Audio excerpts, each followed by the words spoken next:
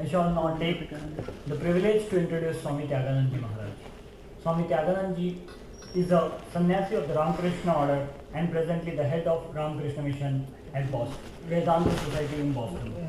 Currently he is the Hindu chaplain at MIT and Harvard. He has presented papers at academic conferences and he gives lectures and classes at the Vedanta Society of MIT and other colleges in and around Boston. He joined the Ramakrishna Order as a monk in 1976 after graduating from the University of Bombay. Swami Tyagananda was the editor of English journal Vedanta Kesari based in the Ramakrishna Mutt, Chennai for 11 years. He has translated and edited many books which includes Monasticism, Ideal and Traditions, Values, The Key of a Meaningful Life and the Essence of the Gita. Therefore, without any further delay, I welcome Swami Tyagananda Maharaj to address the session.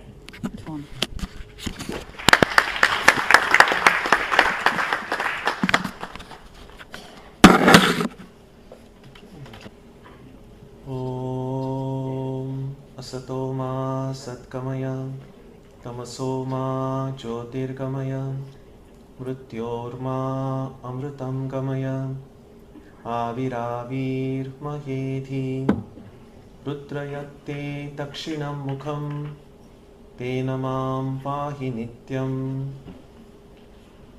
May the Divine lead us from the unreal to the real, from darkness to light, from death to immortality. May the Divine Consciousness fill our hearts and protect us. Peace, peace, peace be unto all. Friends, I'm very happy to be here.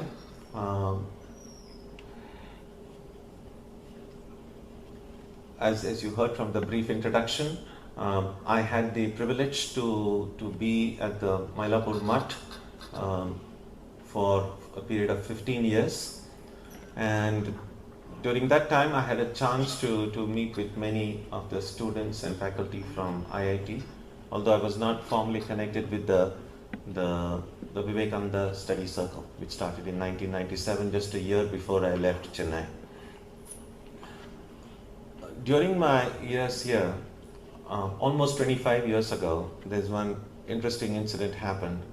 I was obviously probably some of you were not born then, but I was much younger, and most of us were younger 25 years ago. So we had a batch of Japanese, about 40 or 50 people were going to visit the mutt in Mylapore, and the Swamiji who was in charge of the mutt was going to address them. And the day they were supposed to come, our head Swamiji had to go to Calcutta for an urgent meeting, and so he asked me to fill in for him. And so these batch of about 40 Japanese people, they were tourists, but they were also interested in learning about Indian cultural and religious traditions. So they had come to the mutt, and I was asked to tell them a little bit about Vedanta, about the Hindu tradition. And as you may have guessed, there were 40 people and at least 40 video cameras all facing me, and it was pretty intimidating. Anyway, I spoke with them for about 15 or 20 minutes, giving them a brief outline of the Vedantic principles, and then I opened it up for questions and answers. And what impressed me was one of them gets up, and there was an interpreter, so every sentence I was translating was being translated to Japanese and in the reverse also. So this one person gets up and then says that we are very practical people. He said that there is, because in my talk I had spoken about oneness and attaining samadhi and all of that. So this person said, we are very practical people, and I don't see any hope of attaining samadhi in this life. So tell me something very practical which I can practice right now. And which was, I found, a very thought-provoking thing, because oftentimes when we speak about religion and spirituality, there is a great temptation to indulge into abstractions. When you speak about philosophy, it's easier to speak about abstract things. But the challenge is, how do we translate, how do we transform these abstract principles into working, practicable techniques that we can follow in daily life. So those who take spiritual life seriously have to grapple with one important question, and that is, how important is intellectual understanding in practicing any form of spiritual life? How important is it to study books? How important is it to study scriptures in order to be spiritual? And there is no definitive answer to it, because we see within our tradition great acharyas, Shankara, Ramanuja, Madhva, great scholars, amazing commentaries they have written on these ancient books, and we found that those books and their insights have helped many people. But we also see so many great saints and mystics in our great spiritual and cultural heritage who were not educated, who were not literate, who were not scholars. And among the most recent examples is Ramakrishna Paramahamsa himself, the teacher of Swami Vivekananda. He was unlettered, he wasn't a scholar in the sense we understand the word today, and that did not prevent him from attaining the heights of spiritual life. So, intellectual understanding doesn't seem to be an absolute necessity. And yet, as we begin to understand life, one thing that we all have to realize sooner or later is that learning never stops. Now, many of you, most of you I imagine here, are students here. And it would seem as if after you graduate, after you enter into the job market, so to speak, your studies will end. You'll stop being students and you'll be something else. Now, from a spiritual standpoint, we never stop being students. The Sanskrit word for a student, and also in many Indian languages, is vidyarthi. Vidya is knowledge. Arthi means the one who wants. So, vidyarthi literally means one who wants knowledge. Now that gets translated into English as student. What we have to ask is, when we go to school, when we go to a great place like this, what are we here for? Are we here for knowledge, or are we here to get a good degree, because that is essential in order to launch into a great career? If all that I'm seeking is a degree, then I'm probably a degree-arthi, not so much a vidyarthi. So there is a difference. Now, I'm not suggesting that you shouldn't be thinking about scoring great grades and getting good marks and doing well in your exam. That's absolutely important. But alongside that, we have also to see how much knowledge I'm acquiring, how much hunger, how much thirst I have for knowledge. And that's why the title for today's talk is 4 Simple Exercises. I call them simple because here is an attempt to make concrete what might seem to be a very abstract principles. And so I'm not trying to reduce the spiritual life into some kind of 4 simple things, but at least a way we can find ways of what I should do in order to be spiritual. Besides reading books, besides going to temples, besides doing all the worship, what is it that I can do in my present state? And in that spirit, therefore, I would like to share with you 4 principles, really 5, but let's begin with 4. Now, these 4 exercises can be subdivided into sets of 2. So there are 2 plus 2. First 2 are the 2 things that we need to forget in life if we want to be spiritual, if we want to be, forget about spiritual, if we want to be happy. Just a little bit of a detour. One of the categories that's so popular among the student communities the world over, and certainly in the West, is the category called spiritual but not religious. How many of you I would identify as spiritual but not religious? Okay, a fairly good number. But this is a very increasingly a great category in the Western student community. And partly this is a kind of a reaction because religion gets so often identified with religious organizations, and the kind of news that we read about religious organizations in the media hasn't exactly been very glorifying. We read about scandals, we read about financial irregularities, and so it's natural for people to kind of get disillusioned.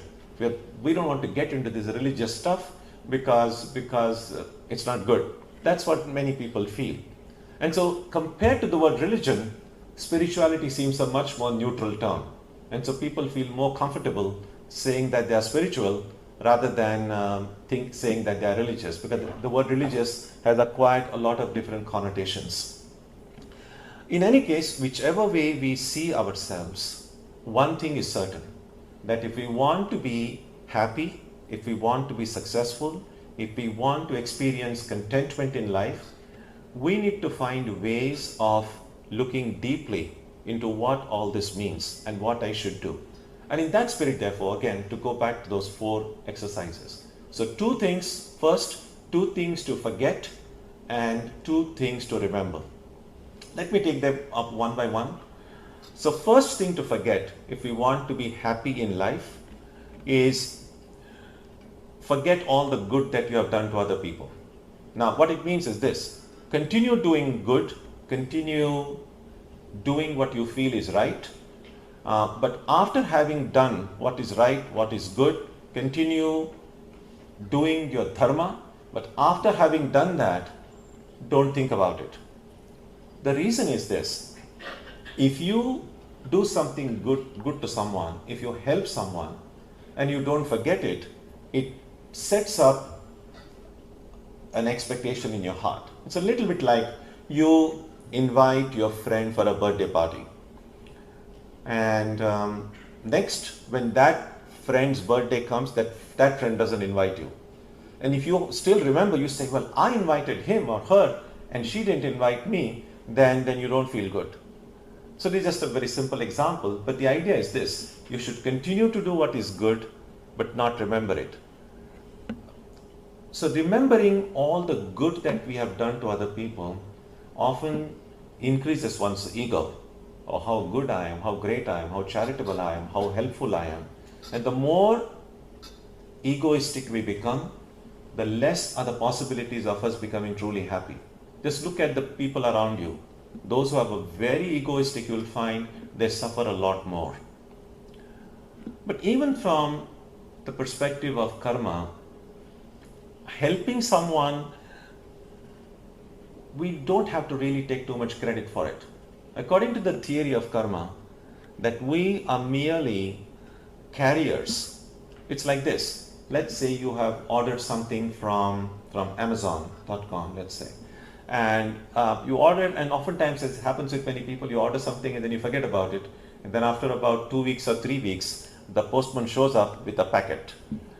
Now, you don't go about, even you might still say thank you to the postman if it's the custom, but you don't say, oh postman, because of you I got it, you are so wonderful, because you know you're paid for it and you only got what you paid for, and the postman was merely carrying what was already yours. In the same way, when we do good to someone, when we help someone, the good that we do belongs to that person. It's the karma of that person that attracts that good. We are merely carriers. So if we see ourselves as merely carriers, then there is a less chance of being egoistic, less chance of setting up this chain of expectations in our heart. So that's the first thing. Do all the good you can, and then make an effort to not dwell on it too much. The second thing to forget might be a little bit more difficult than the first one, and that is, forget all the bad that others have done to you. Sometimes we see that we carry on our shoulders so much weight, so much about, oh, this person did that to me. All the biases, the prejudices, the hates that we carry in our heart rob us of the freedom, the spontaneity, the joy, the peace that we need in our daily life. And sometimes this can go for generations.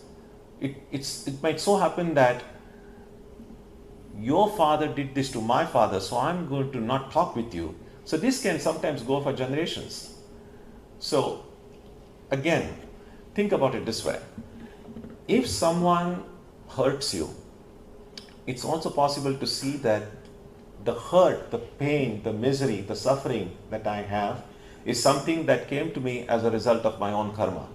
The person who brought it to me was only a carrier. Again, going back to that postman's analogy, if a postman brings a letter to you which brings some bad news, you don't beat up the postman for that, because the postman is not responsible, the postman is only carrying it.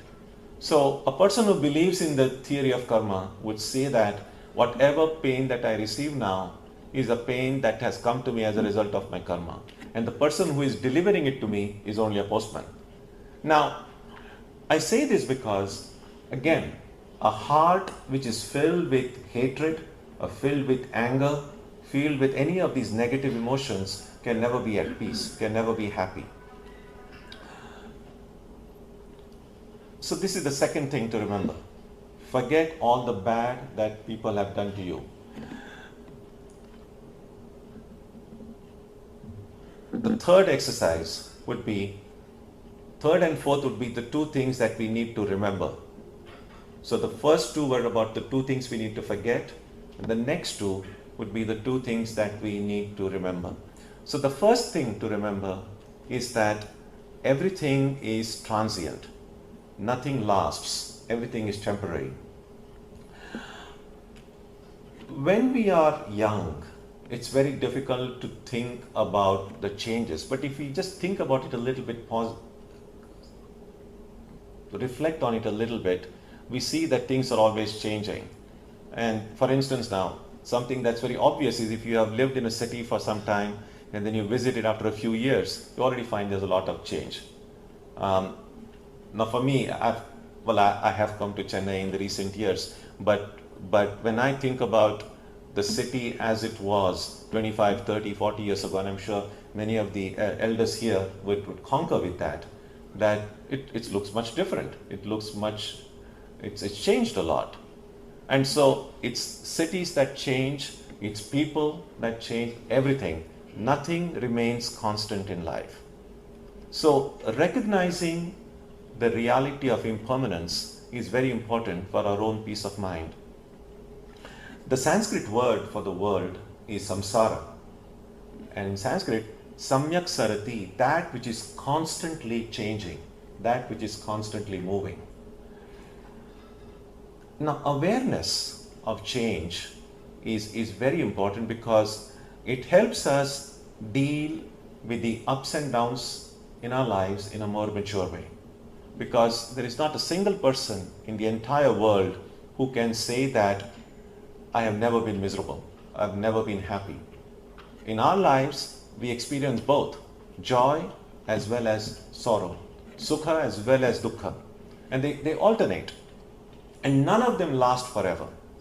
So if we are passing through a rough patch, if there's something terrible happening in our lives, the consolation is just wait a while. You'll find that after a while, it'll go away.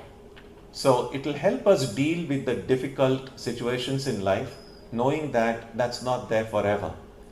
It'll also hold us, keep us grounded when things are going well in our life, because we know that even the highs in our life are not going to last forever. What this awareness of temporariness does in life is it helps us realize the value of people and value of things. It's like when you go to a garden and pluck a few roses and then arrange them well in a flower vase, let's say. And then they're there on your desk, on your table, and you look at those beautiful fresh roses and it makes your heart happy. You change water for 2 or 3 days and try to keep those flowers as fresh as much as possible.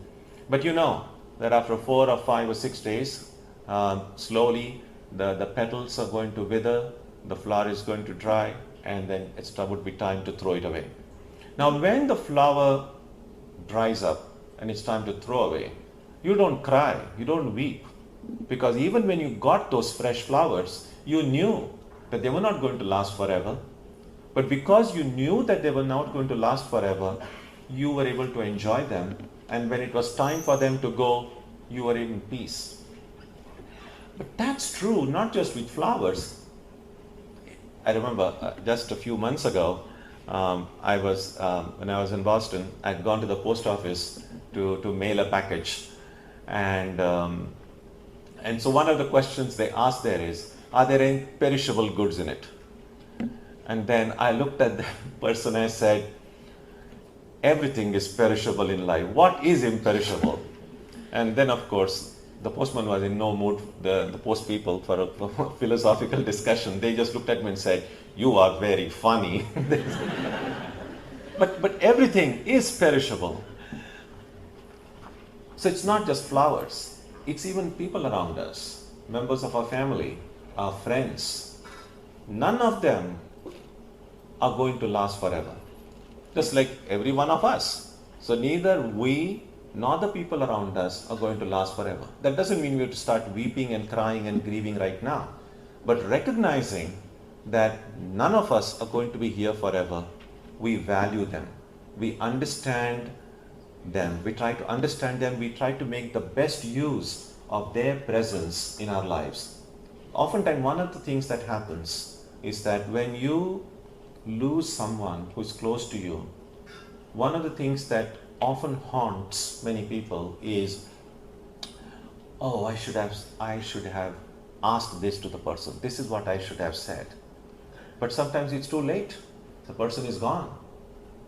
And so if we recognize that the temporary nature of everything in life, we will value the presence of the members of our family, our parents, our relatives, our friends, and then make best use of their presence in our lives.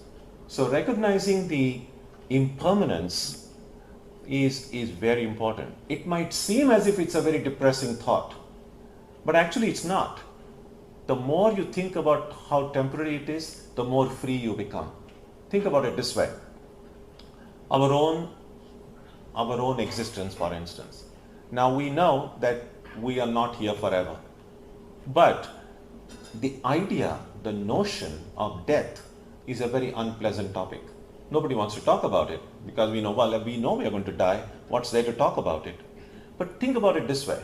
We plan for so many things in life. Many of those things never happen the way we thought. There's one thing that's definitely going to happen in our life for which many of us don't have any plan. And the thing is, we are going to die. Now, we don't want that thing to happen too soon. Sooner or later, it's going to happen. But we have no plan for it. So it makes sense, even from a very rational standpoint, to have some plan for something that is absolutely certain in life. Now think about this in this way. Imagine, it's kind of a case study. Suppose if you believe in God and God goes and tells a person that you are going to live for another 7 days. That's it. You're going to die after 7 days. Now what would be the state of mind of that person? Now since God herself has said that you're going to die, there's nothing you need to do. You can't go anywhere. If God says you're going to die, you're going to die. So it's understandable that for a day at least, this person might be a little bit morose, knowing that, well, after a week, I've got to go. But then once you know that something is inevitable, what do you do? Of the second day, third day? Then we see that the way we begin to look at the world changes. I mean, it would change right now. Many of you are going to graduate this year, let's say, after your exams. The way you look at this environment is going to be very different from the way you looked at it when you came here as new students. Because you know, within a few days, I have to leave this campus. So our perception changes when we know that it's time to go. Exactly in the same way, in this hypothetical person who knows that he is going to die after 7 days, his way of looking at himself, looking at the world around will change. Think about it. Will this person want to go and fight with anyone during those last 3, 4 or 5 days remaining? What's the point? You're just going to leave everything anyway. If I cherish, say, this is a very precious glass that I love, and a friend comes and says, would you please give that glass to me? I'm not going to say, no, I'm going to hold on to it. I'm not going to say that because I know whether I like it or not, within a 4 or 5 days, I have to leave it behind. I have no choice. So all the clinging to things, all the biases, the prejudices, the anger, the hatred, everything will go away because everything will appear so pointless, so meaningless, because the perspective will change. In fact, the last 4 or 5 days of this person's life would be the happiest, the best days of that person's life, because you're truly freed yourself from all attachments, all clinging. You will experience freedom even before you die because you are able to see things differently, recognizing the one truth which is true in the case of all of us. Now, this person is actually very lucky because God told that person, you're going to die after a week. The person was absolutely certain, I'm not going to die before that week is over. None of us is so lucky. We don't know. We could die after a day, after a week, after a year, maybe after 50 years. We don't know. And that's the problem. We don't know when we are going to die. It's not as if only old people die. Young people die too. Probably young people die. Young ones die more than older too. So we can't simply attribute death to age. We can't simply attribute it to health. Because apparently healthy people die as well. So there is no objective category by which we can determine the person is going to die, because any of us can die anytime. And that's important. I remember years ago when I was studying in high school, in our Hindi class, we had a lesson, and this was way back in the 60s. So that lesson was titled Marna Ek Kala Ek Chance. And it was such a thoughtful lesson that I remember some of the things exactly in the exact words that were there in it. So one of the things that was said in that was, क्या तुम्हें यह नहीं लगता है कि वह आदमी अधिक बुद्धिमान है जो आसमान से तारे तोड़ने का प्रोग्राम बनाने के बजाय पेड़ से आम तोड़ने का प्रोग्राम बनाए? That this is what practicality is. That instead of planning to pluck stars from heavens, do I have any plan to pluck mangoes from a tree? And death, dealing with impermanence, is something that is so absolutely important and so something that is so directly connected with our own lives. And therefore, one of the incidents in Vivekananda's life is like this, that a group of college students came and met Swami Vivekananda after he returned from the West. And when they were around him, Swamiji asked them this question. He said, what is the most wonderful thing in the world? And the students were smart enough to not even attempt to answer that question. So they just remained quiet. And then Swamiji himself answered that question saying, we will all die one day. Now what's so wonderful about it? The wonderful about it is, first of all, that although we'll die, as I said, we never think about it. And Swamiji then told these youngsters, he said, always keep the thought of death before your mind's eye. And then one of the students said, Swamiji, wouldn't thinking about death make us morose, make us depressed? And Swamiji said, oh yeah, sure. It'll make you feel sad and morose for a while, but hold on to that thought. The problem is this, it's not as if we never think about death. Certainly, as I said, when someone close or near or dear ones dies, we do think about death. You read about, well, there's plenty now. When you open the papers or look up the web, there's so much happening the world over. There are people dying, there's terrorism, there is all kinds of things. And so when you think about this, sometimes, but more especially if someone close to us dies, the thought does come about death. But then we have this rationale, oh, I can't be mourning all the time, life has to go on, and then there's some kind of an auto mechanism that we move on with life and then forget about it until someone else dies and we think about it again. But Swami Vivekananda was recommending these, that hold on to that idea of death, even if it makes you depressed for a while. But slowly, when you are able to be comfortable with the thought that one day death will come, you will be free. You'll be free from the fear of death.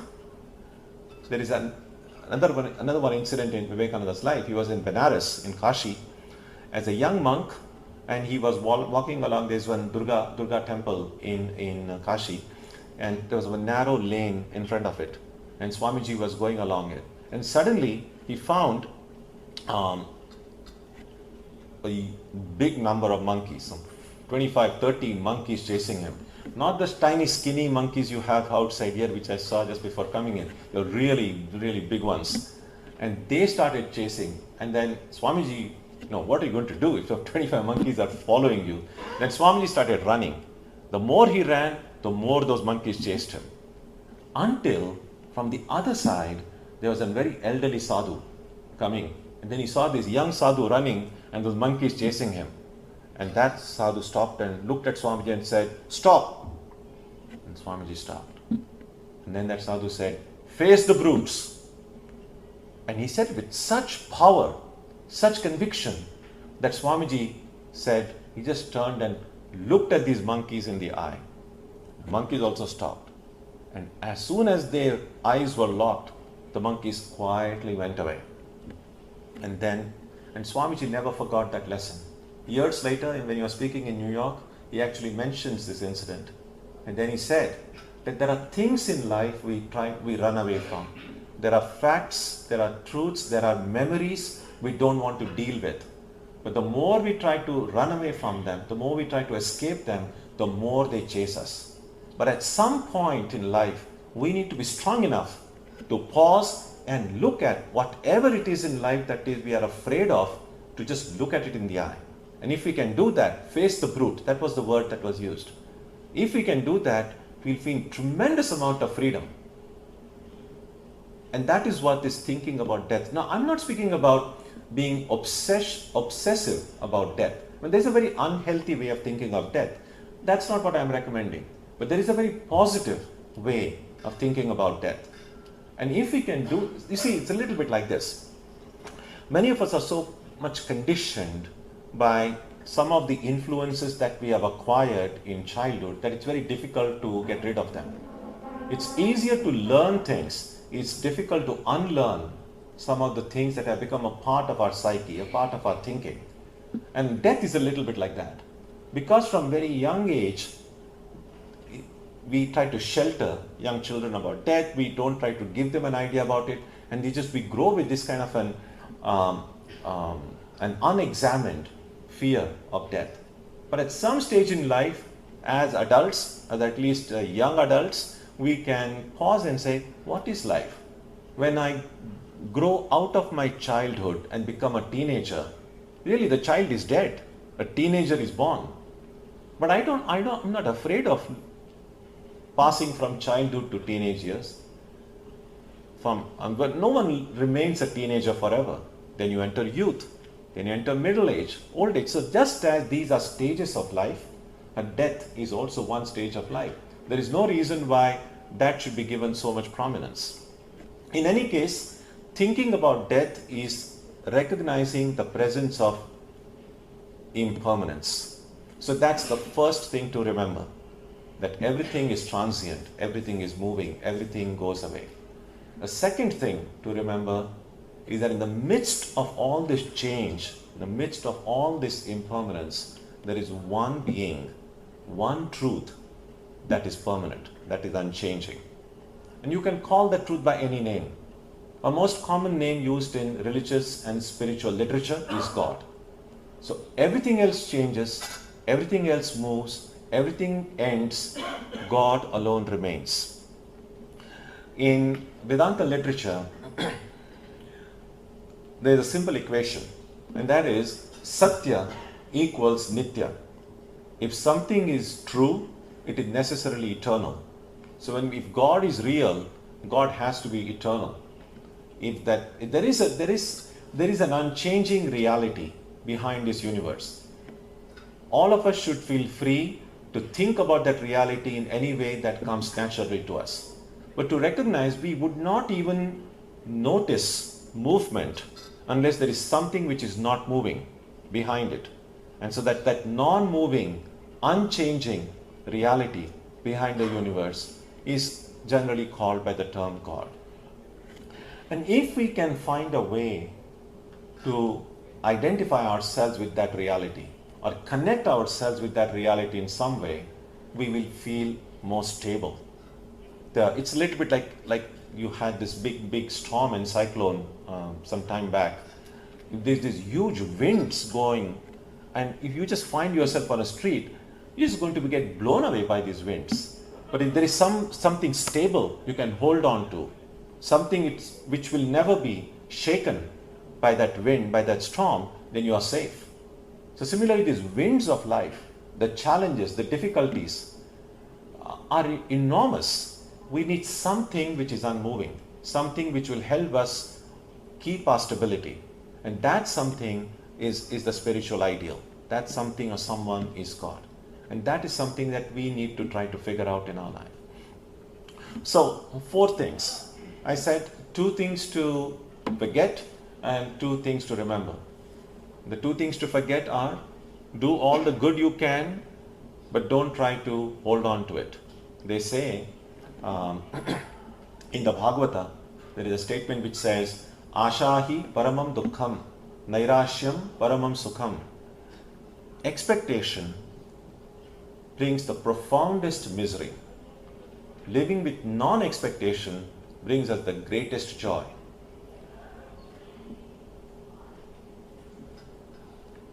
What is often not recognized is that expecting something is a totally useless activity. Because it's like this. If you want to achieve something, if you want a certain outcome, you determine what action you need to take, what are the means to an end, and go ahead and do it. Then the end will come.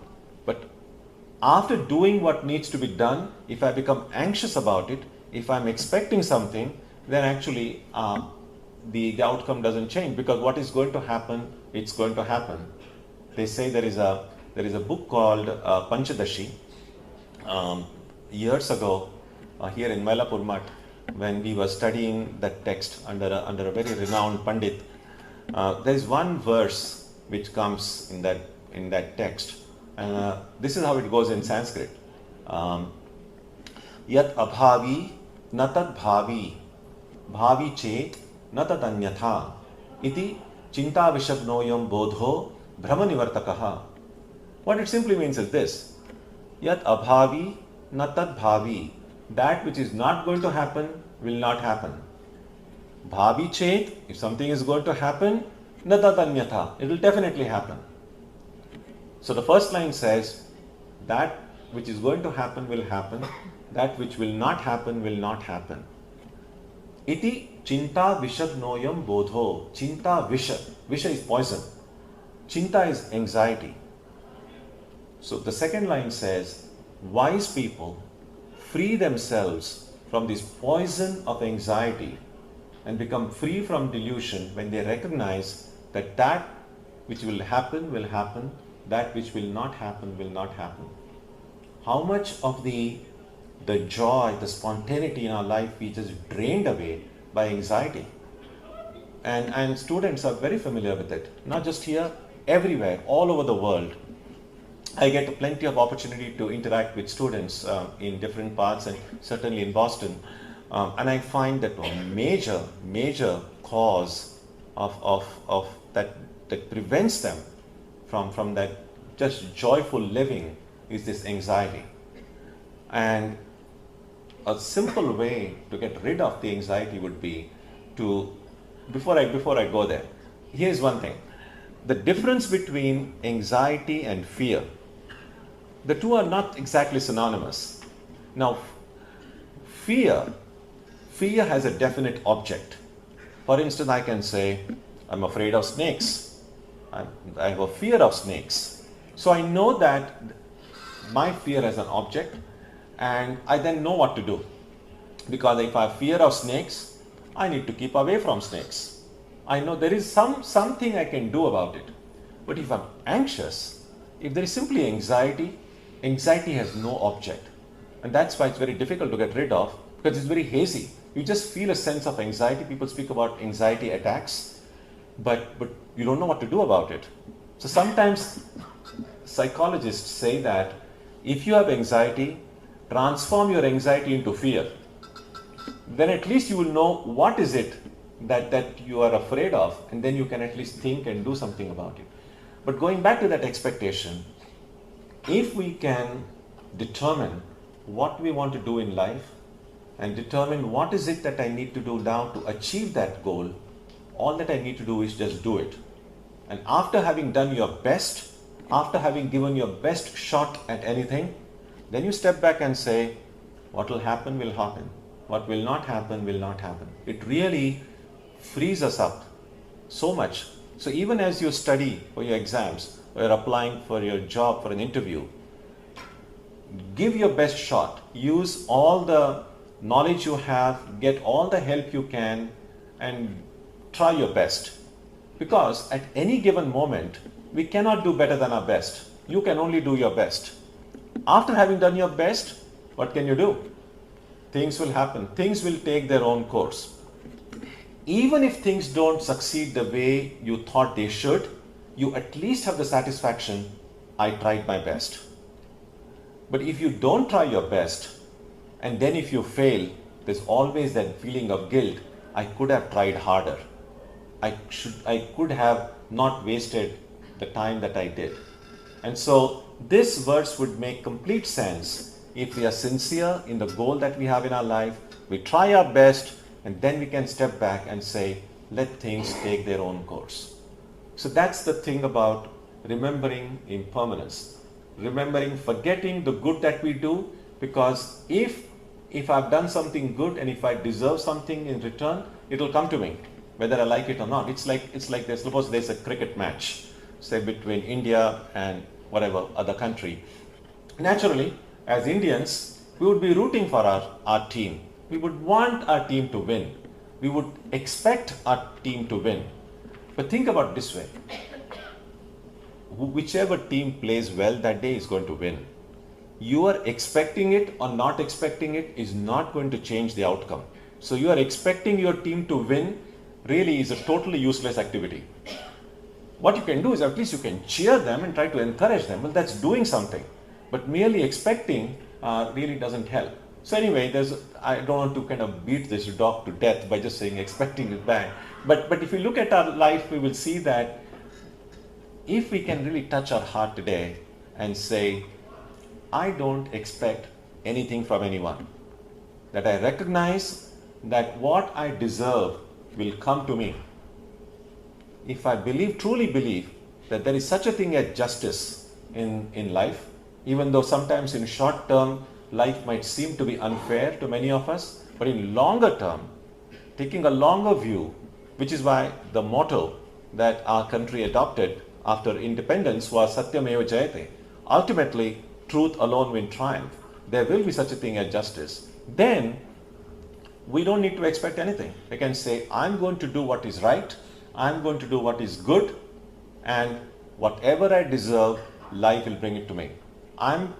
Don't expect anything from anyone.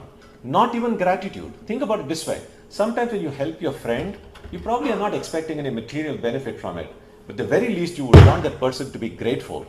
Again, why are we so beggarly to even just wait for someone's thank you?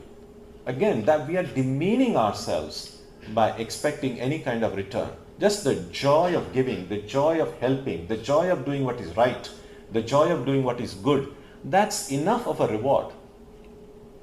So, to conclude, 4 simple exercises. 2 things to forget, 2 things to remember. Forget all the good that you have done to others, forget all the bad that others have done to you. 2 things to remember. Remember that everything is temporary, everything is transient. And the second thing to remember, that in the midst of everything that is changing, there is one truth, one reality which is unchanging. And if I can hold on to that one truth, one reality, or God, my life can be truly happy, peaceful, and joyful. Now, I'm not reducing the entire spiritual life to these 4 things. That would be too simplistic. But at least this is something that we can, if it makes sense, this is not some kind of a magic formula that I'm giving. But if what I have said up to this point makes sense, then this is something all of us can begin practicing right now. It's not some, you don't need to read big books for it, you don't need to attend retreats, you don't need to read scriptures, you don't need to do anything. This is something we can, because this is just a changing the way we think. Sometimes changing our changing other things in life, changing your food habits, changing your dress style might be a little bit easier. But changing the way we think is a little bit tough. But if we recognize that there is a way in life, we can be more happy than we are now. If there is a way in life, we can experience greater peace than we are experiencing now, then we should be strong enough. We should have that courage. We should have that confidence to say, whatever changes are needed in order to make myself truly happy, truly successful, I shall do it. What Vivekananda taught was this, that every one of us has this enormous strength, enormous power to bring about whatever change is necessary.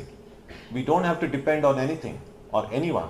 Everything is within us. But if there is that firm determination, that sincerity, that perseverance, we all can do it. So I would encourage you all that if these 4 things make sense, then please try to see. Practice it even for a month. Try it only for a month as a trial. And if you feel like, oh, it doesn't work, it's just useless, then you can give it up.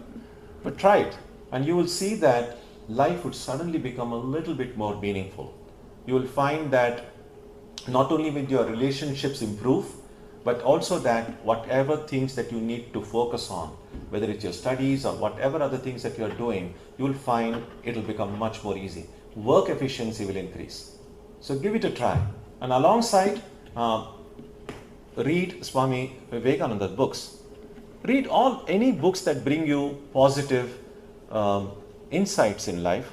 And I mentioned Swami Vivekananda because as a student myself, my introduction to spiritual life occurred through Swami Vivekananda's books. And therefore I can never stop recommending it to others, because something that, it's like this. If something that has worked in your life, then you would expect that it might work in the lives of others as well. So the same ancient principles, the greatest strengths of our cultural and spiritual heritage, Vivekananda's books make that same ancient truths easily accessible. He speaks in a language, in an idiom that we can understand, that we can relate to. Although Vivekananda is not too recent, he is now at least more than 100 years ago, quite more than at least 120 years ago. Now, normally, someone who is more than 100 years ago would seem to be outdated. The kind of times in which we live, even your phone, if it's just 5 years old, is already outdated.